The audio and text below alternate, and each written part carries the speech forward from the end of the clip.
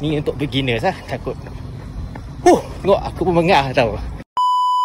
Kepada pelari-pelari beginner yang tak tahu nak buat comeback, siapa kata pelari beginner tak boleh buat comeback?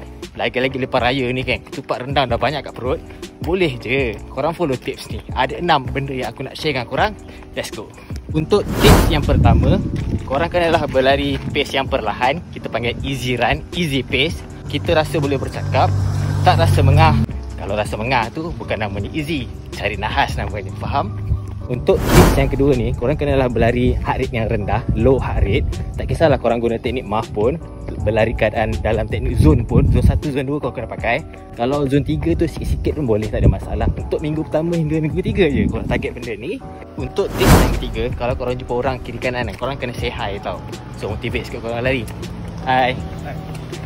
So macam tu lah aku cakap hi kat pakcik tadi kan. Untuk tips yang keempat ni, korang kenalah berlari jarak ataupun timing yang pendek. Tak kisahlah korang target jarak, mungkin sesuai korang berlari dalam 3 ke 4 kilo dulu untuk beginner. Kalau dari segi timing tu, korang boleh target dalam 20 ke 30 minit dulu. Buatlah dalam 2 ke 3 kali seminggu pun dah okey. Yang penting jarak pendek ataupun masa agak pendek sikit, okey? Faham? Yang kelima, korang carilah road yang sesuai. Jangan berlari road yang berbukit. Macam aku ada pilihan lain tau, kena lari berbukit, tengok tu. Carilah road yang agak landai, flat. Kalau korang rasa tak ada tempat yang sesuai, sarangan aku korang boleh try cari road stadium, track 400 meter tu kan landai. Target yang tu dulu. Ni untuk beginners lah, takut. Tengok aku pun mengah tau. Boleh berbukit, gila tak? Nak buat comeback macam ni lah, faham?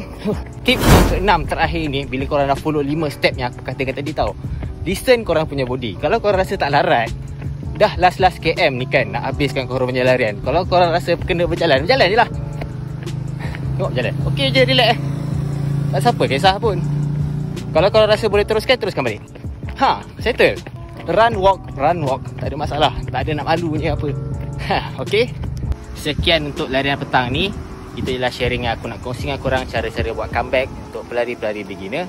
So hari ni aku buat 45 kilo, average pace dalam 7:18.32 minit. Tu je aku buat petang ni.